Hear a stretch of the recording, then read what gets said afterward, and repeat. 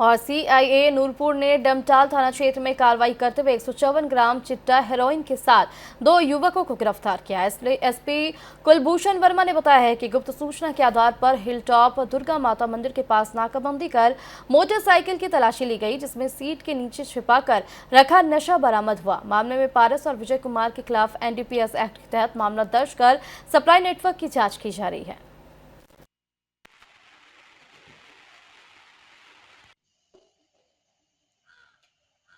जिला पुलिस नूरपुर की special team द्वारा पिछले कल गुप्त सूचना के आधार पर डमटाल के दुर्गा माता मंदिर के पास 2 बाइक सवार से